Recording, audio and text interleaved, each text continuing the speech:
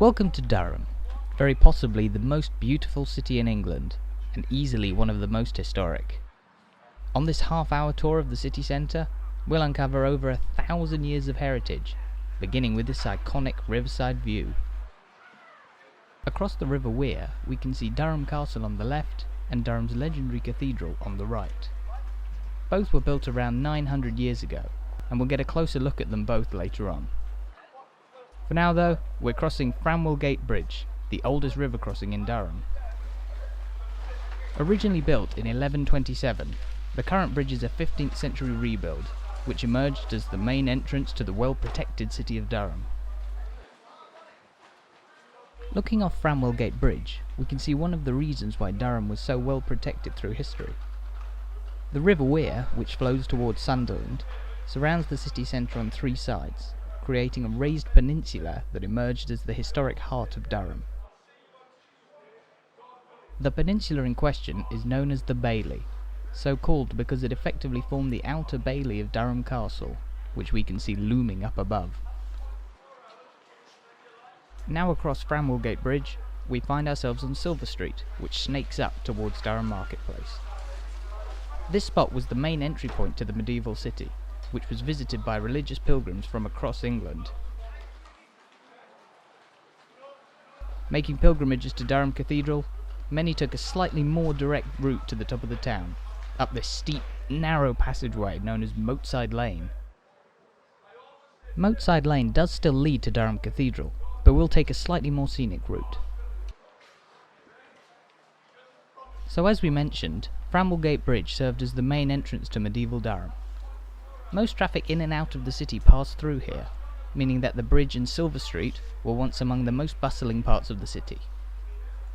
Stalls and shops lined the street as it rises up the hill, and this remained the case for a good few hundred years, until around the 19th century. A centre of commerce, some say that Silver Street takes its name from a silversmith's that was located on the street, or possibly even a small mint. Today, however, many of the buildings on Silver Street are rather newer, with a few pieces of medieval heritage to be found among the more modern shops. Now, as we reach the top of this steep street, let's take a moment to understand where exactly in England Durham is located. Looking at the map, you'll see that the city is located about 10 miles inland, and right in the heart of England's northeast. A famous religious centre for centuries, this location meant that pilgrims would make their way to Durham from right across northern England. Why was Durham such an important religious centre? We'll talk about that a little later on. We've now reached the top of Silver Street and one of the most important places on the Bailey, Durham Marketplace. As the name suggests, this is where local markets were and still are held. However, Marketplace is also surrounded by a number of eye-catching buildings and home to a group of intriguing statues. On our right, for example, is the statue of the 3rd Marquess of Londonderry on horseback. In the 19th century, he was an influential owner of many coal mines around Durham, and later became famous for the founding of Seaham Harbour, which was intended to act as a port for Durham in a bid to rival the seaside city of Sunderland.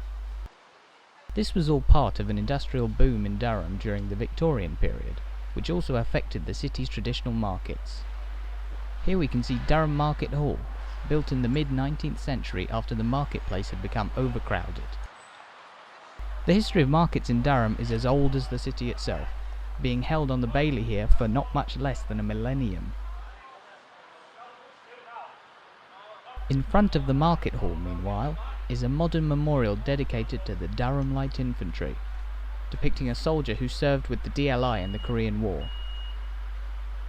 The statue was unveiled in 2014, many years after the church beside it was built.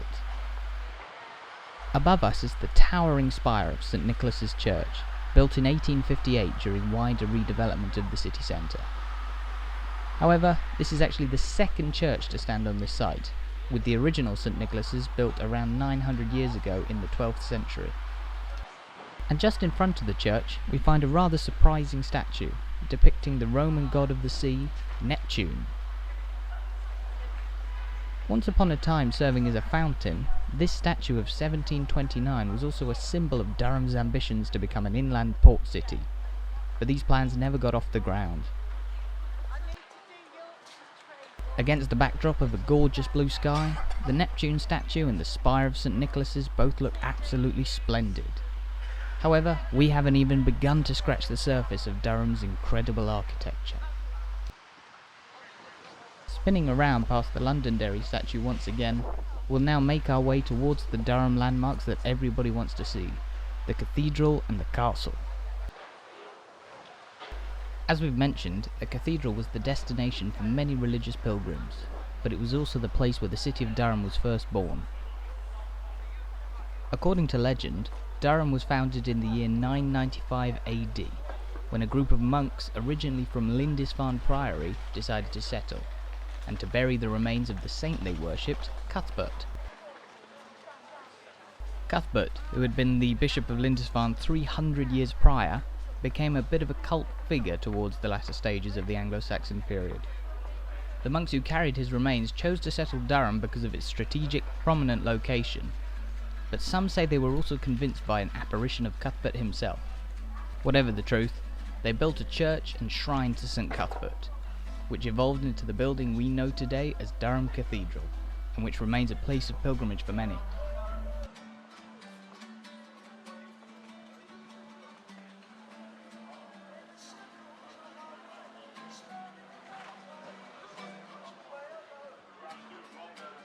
The cathedral stands just a few minutes' walk away from this lively central junction, which we'll return to at the end of our walk once we've made a lap of the Bailey.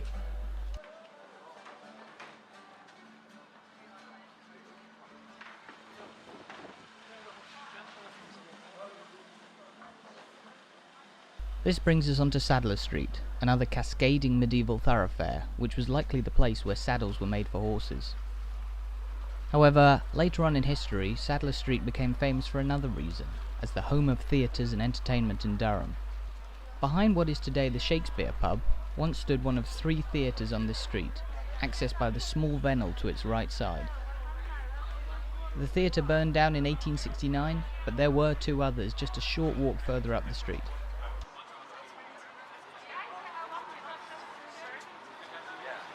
These 2 other theatres were located behind the rickety old buildings on this side of Sadler Street, and were also accessed by a small alleyway or Vennel known as Drury Lane. Ignoring the public artwork that adorns the lane today, the old theatres, one built after the other, used the slope of Drury Lane down to the River Wear as their auditorium, allowing lots of people to cram in and enjoy the shows. If you were wondering, by the way, this isn't where the Muffin Man lives. He's down in London, so make sure to mark your post correctly. But while the Muffin Man didn't live on Durham's Drury Lane, sunny Sadler Street here was the home of a famous Mrs. Mustard. In the early 18th century, a lady named Mrs. Clement began making some of the strongest mustard in England from her home here on Sadler Street. Within a few years, her famously pungent mustard had become a nationwide hit, even being granted a patent for a mustard by King George I himself. Mrs. Clement's mustard remained in production in Durham for a long while after she passed the business on, though mustard making in the city came to an end in the early 20th century. We've now made it to the top of Sadler Street, which takes us onto the characteristic cobbles of Owengate, the lane that will lead us up to the most famous part of Durham. In the distance, you might just be able to spy the towers of Durham Cathedral, while behind the houses to our right stands Durham Castle. As we mentioned, both were built around 900 years ago. Construction on the castle in fact began about 20 years before the cathedral. The cathedral that stands today, meanwhile, was constructed on top of the original Anglo-Saxon shrine to St. Cuthbert, once known as the White Church. The cathedral and castle stand opposite one another, together making up that UNESCO World Heritage Site, which is now frequented mostly by tourists and university students. The reason for the latter is that Durham University owns almost all of the buildings in this central part of the Bailey, including the castle, which plays host to one of the coolest student halls in the world. We'll get a better look at the castle in a moment, but towering in front of us now is Durham Cathedral, one of the most magnificent buildings in Britain. The cathedral was built by the Normans, who arrived in Durham a few years after they began their invasion of England in 1066. Construction began in 1093, and, given how massive the building is, it took another 40 years until the cathedral was finished. Durham Cathedral is known as one of the great Norman buildings of Britain. Its central tower, which soars 218 feet, or 66 metres into the air, is an icon of the city, but over its nearly 900 years of existence, the tower has certainly been through a lot. In the 15th century, the central tower was hit by lightning, and so was replaced with the structure we see today. However, it and the cathedral's western towers to our right, which loom over the River Wear beneath, have been fantastically preserved over the building's epic history. And through all that time, Durham Cathedral has been used almost continuously as a regular place of worship, a role that it retains to this day. The only exception to this was in the 1650s, when the building was used by Oliver Cromwell as a camp for Scottish prisoners of war. Of course, no visit to Durham is incomplete without a visit to the cathedral.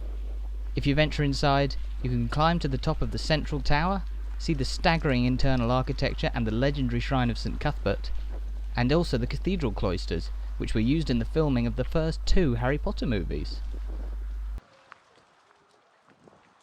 But while the cathedral understandably grabs most people's attention, the buildings beneath it are also full of history. On this side of Palace Green, we have a row of medieval buildings that were all once the domain of the Bishop of Durham, the 4th most powerful bishop in the Church of England. Today, however, these buildings have switched focus, now entrusted to Durham University, with the bishop's old library here now used as a university library. Established in 1832, Durham University is the 3rd oldest university in England, albeit about 600 years younger than Cambridge and Oxford. But this university is no spring chicken, having come to dominate modern Durham over the last 2 centuries, and today playing host to around 20,000 students. University buildings are spread all over the city, but there's none more iconic than Durham Castle, an early medieval fortress turned student college. The castle began construction in 1072 under the orders of William the Conqueror, who needed a fortress in northeastern England to defend against Scottish incursions and to keep the local population in check. For the most part, however, Durham Castle didn't see much conflict, and for most of its life was the residence of the Bishop of Durham. However, he moved away in 1832 to nearby Auckland Castle, which is where the town of Bishop Auckland is today. 5 years later, Durham University moved in, providing a home for University College, the oldest of the university's 17 colleges. As we mentioned, many students of University College now study, eat and sleep inside the castle, which surely makes it the coolest student halls in the world.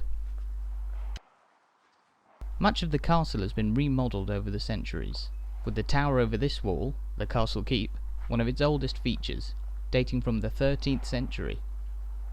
The area where we're walking is part of the castle's historic Inner Bailey. The rest of the peninsula, as we mentioned, was the Outer Bailey, which is of course where the Bailey gets its name from.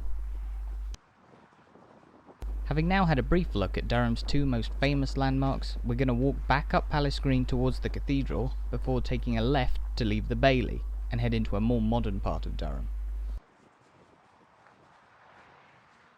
On this side of Palace Green, however, we still have a number of eye-catching buildings. There's the early Georgian-era Cosin's Hall here, and next door to it, Cosin's Almshouses, which were built in 1666 under the watch of the Bishop of Durham himself, John Cosin. Before the almshouses, which were built for Durham's poor in the 17th century, there stood a 15th century grammar school, and that shows us that education has almost always been taking place in some form or other on Palace Green. And next door, we see the deceivingly medieval-looking Pemberton building, which was actually built in 1929. Like the rest of the buildings on the green, it too is today part of Durham University.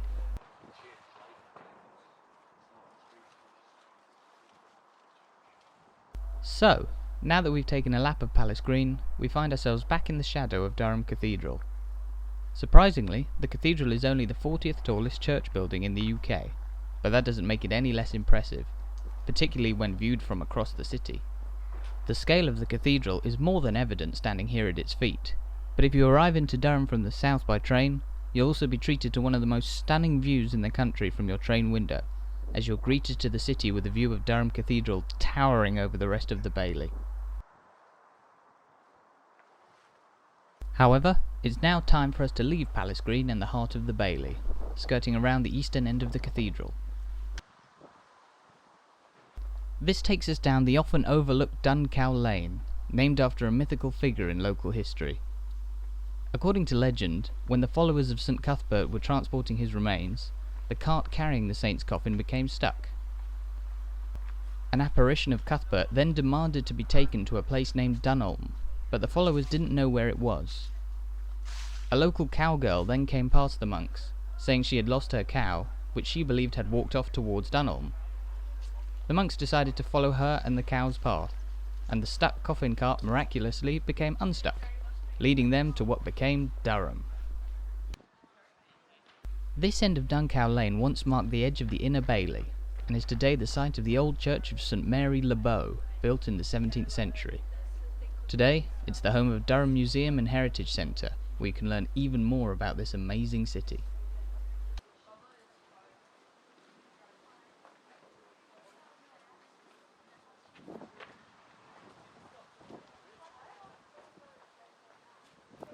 Looking back towards the cathedral's eastern end, we can see more of the spectacular Gothic architecture and enormous ornate windows that make the building so striking.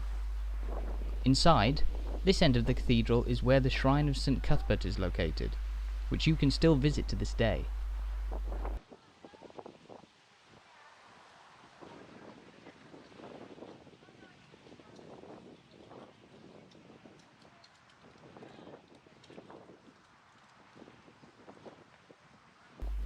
The monument just outside the building here, meanwhile, is Durham's First World War Memorial.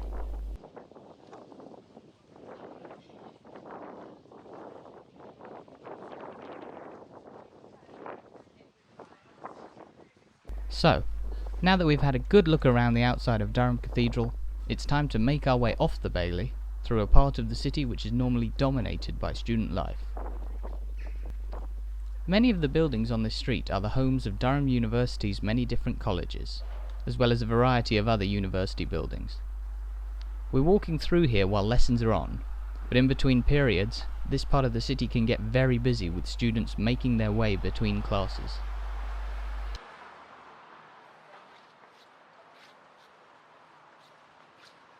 In particular, Bow Lane here can be quite a bottleneck at the busiest times of day, but it's also a street with a surprising history. The lane was once known as Kingsgate, said to be named after a moment when William the Conqueror fled down it to cross the River Wear. Apparently, after having invaded England, William had the intention of coming to Durham to view the body of St Cuthbert. However, when Cuthbert's tomb was opened, William is said to have been possessed by a sudden panic, and he quickly escaped what was then the White Church, fleeing down this lane away from the tomb. Whether the legend is true or not is another matter, but you'll still see the name Kingsgate in this part of the city.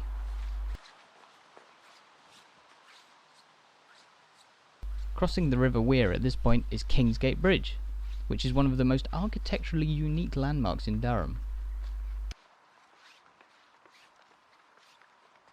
Durham is of course world famous for its medieval history and old world charm, but this bridge is rather more modern, having opened in 1966. It's an example of brutalist architecture, a style which was very much in fashion in the 60s.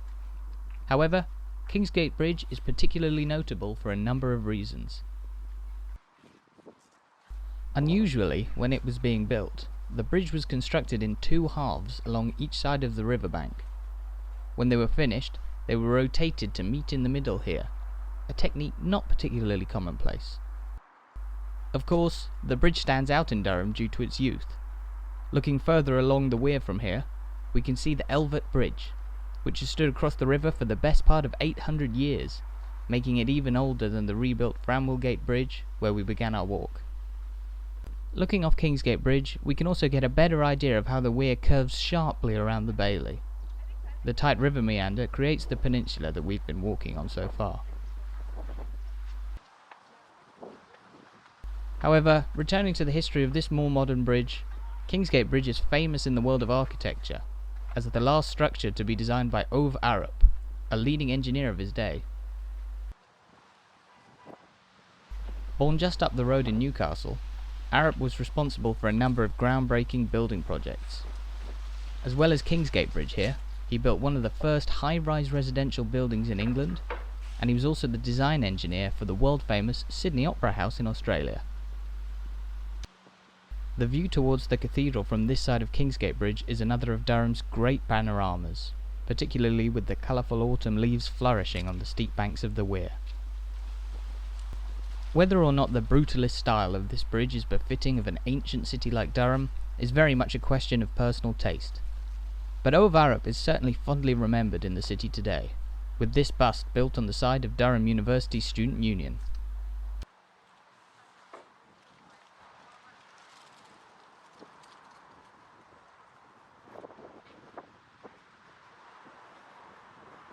The Student Union, officially known as Dunelm House, is another 1960s brutalist work, the design of which was supervised by Arup himself.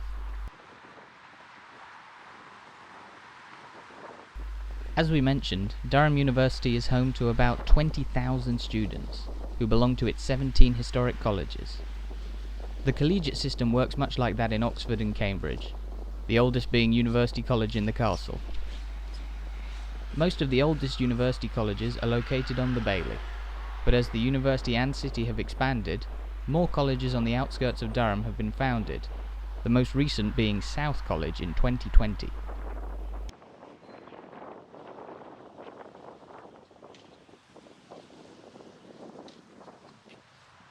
This part of the city, known as New Elvet, is also home to some student accommodation for university colleges, but is typically a bustling blend of classrooms and the day-to-day activity of Durham locals.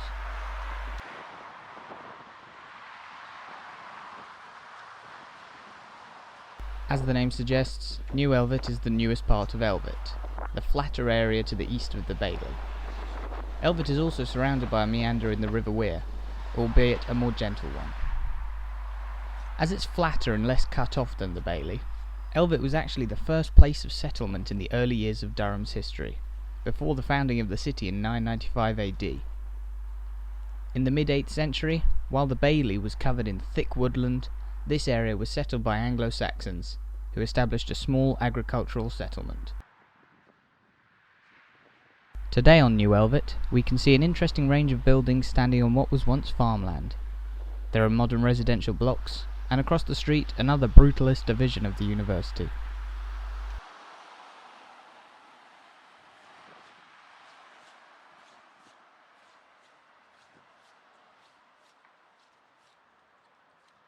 Meanwhile, on this side of the street stands Durham's police station, housed in a very sleek Georgian-era house. A row of similar buildings line the road here, many currently being refurbished. You'll find a lot of handsome Georgian architecture in and around Elvet, particularly in the older part of the area, which we'll walk towards now. As for New Elvet, the road also serves an important role in allowing cars to pass around the Bailey, preventing the heart of Durham from getting clogged up. As you may have spotted earlier, pedestrians do share the historic streets of the Bailey with road traffic, but it's much easier to avoid driving into the higgledy-piggledy heart of the city.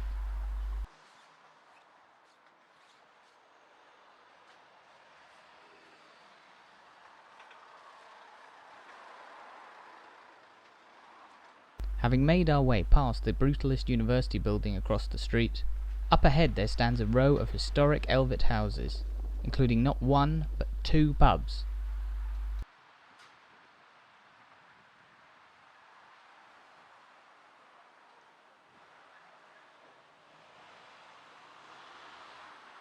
There's the City Hotel and the Half Moon Inn, both of which began life as simple dwellings built in the late 17th century, but which were later converted into pubs as the population of Durham began to swell.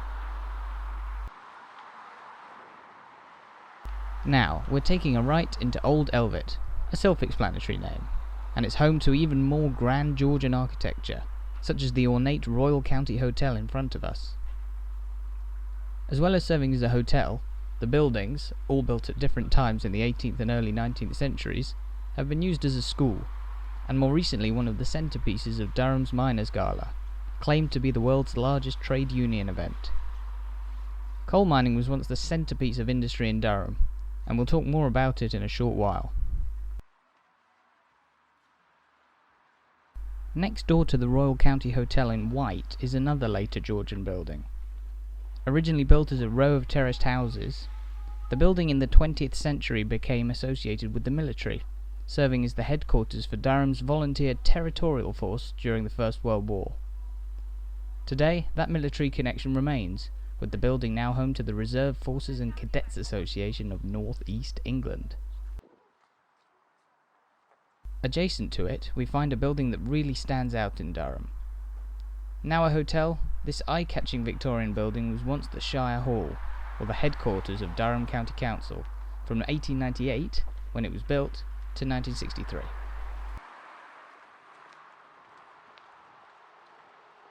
The dazzling red bricks of the old Shire Hall are particularly unusual in Durham, standing as a real highlight of Old Elvet. The street continues further, but we'll now turn around, passing by the piercing spire of the Elvet Methodist Church, a very early 20th century building, dating from 1902.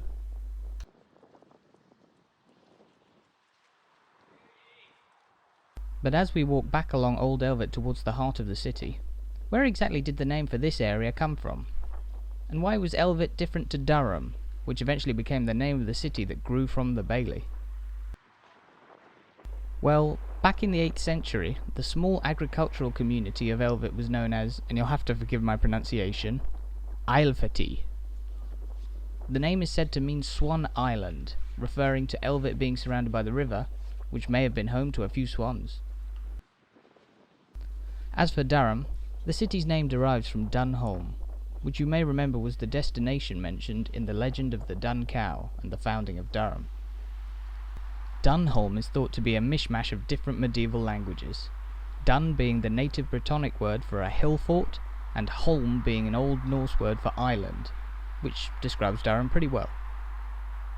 Over time, Durham has been known by a variety of different names, but they all derive in some way or other back to Dunelm.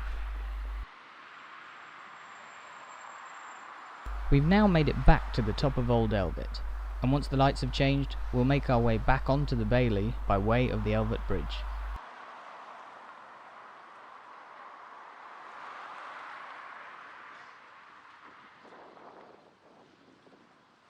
As we mentioned, the Elvet Bridge has stood across the River Wear for around 800 years, and on this side of the bridge, you'll also find a popular new pub. This is the Swan and Three Cygnets, housed in a building which was until the 1970s an electrical motor shop. The name, as you may have guessed, is a reference to Elvet being Swan Island.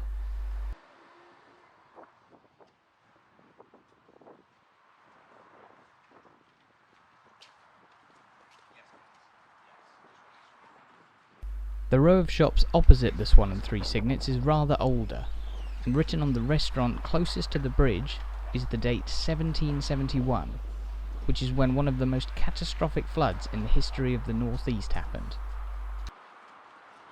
That year, all of the region's major rivers broke their banks. On the River Tyne to the north, all but one of the river bridges were swept away, while here in Durham, 3 of the Elvet Bridge's arches were destroyed by the flooding of the River Wear. The archways were swiftly rebuilt, and while the river beneath has certainly flooded again since, the bridge has stood up nicely over time, now featuring the oldest stonework of any bridge in Durham, dating back to the 12th century.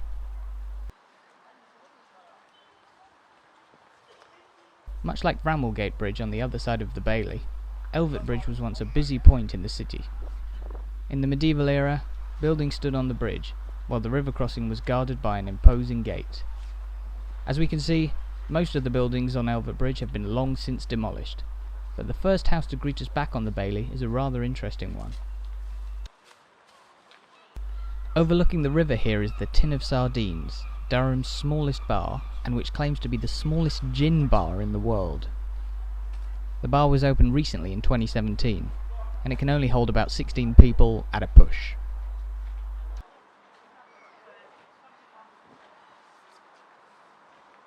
So, we've now made it back onto the Bailey, and will now be following the exit of the Elvet Bridge up to the heart of the city, where we were earlier on in our walk.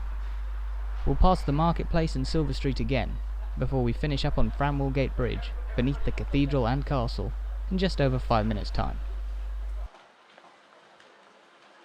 As we've mentioned, the Outer Bailey was thronging with activity in the medieval era. Different parts of the city were dominated by different industries, which gave rise to their different names, from Sadler Street to Silver Street, as we mentioned earlier. The street we're on now is historically known as Souter Peth, Souter referring to a shoemaker, making this street the historic home of Durham's cobblers. Leading back towards the marketplace from the junction with Sadler Street here, meanwhile, is Fleshergate. You might be able to guess that this was where Durham's butchers worked, with the street once playing home to an old meat market, or shambles, which is now long since gone.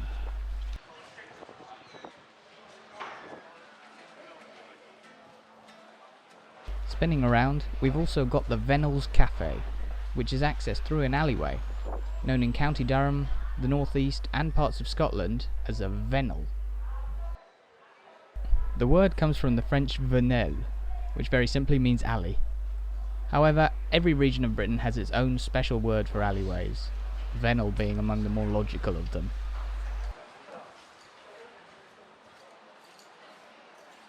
Heading along Fleshergate, in the distance we can see the spire of St Nicholas's Church once again, set against the beautiful blue sky on this wintry day.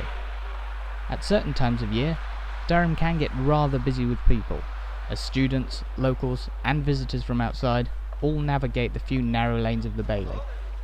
Today though, I hope you'll agree that the city has been absolutely delightful. We've already looked at the landmarks of the marketplace, but one thing we didn't mention earlier was Durham Town Hall, situated there in the corner of the square by St Nicholas's. The town hall, designed to look a little medieval, was actually built in the 1850s, along with many of the other buildings in this part of the city. The 19th century was of course a period of major change for Durham. The Marquess of Londonderry may not quite have succeeded with his efforts to turn the city into an inland port, but he was a major part of the early years of Durham's most famous industry, coal mining. Underneath the ground in County Durham lay rich natural supplies of coal, making up part of one of the largest coalfields in England, which extends from Bishop Auckland all the way into Northumberland to the north.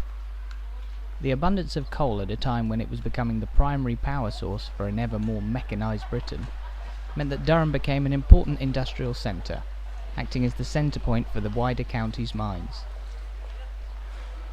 The founding of mines in what was once rural countryside gave birth to new mining towns and villages, and by the 1920s, the height of the mining industry in the region, there were around 170,000 miners working in County Durham alone.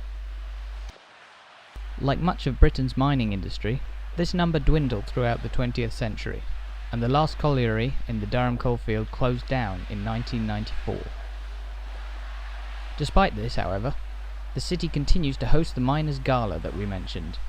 The gala, or gala as the word has been pronounced by many locals, began in 1871, when between 2,000 and 3,000 people attended the festival. The gala then grew as quickly as regional mining did, by 1946 seeing a record 300,000 people come to Durham to join in, which temporarily increased the city's population by nearly 700%.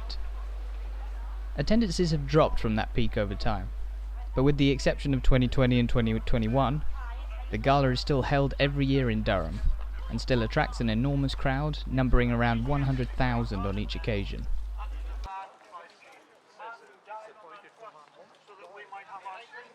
So you'll recognise where we've ended up now, having walked around the core of Durham's Bailey and taken a stroll through Elvet too. Back on Framwellgate Bridge, the historic entry point to medieval Durham, we're coming to the end of our tour of this magnificent city. Of course, with over 1,000 years of heritage, we've only just scratched the surface of Durham's incredible history, from its early origins and the legend of the Dun Cow, to the building of its forever staggering cathedral, the emergence of Durham University, the growth of mining, and everything in between. There are few places with such a captivating history. And so, here at the end of Framwellgate Bridge, looking up to Durham Castle and Cathedral on the Bailey, we've sadly reached the end of our tour of Durham for today. Thank you so much for watching. I really hope you enjoyed this tour, and that you may be thinking of planning a visit to Durham sometime in the future too.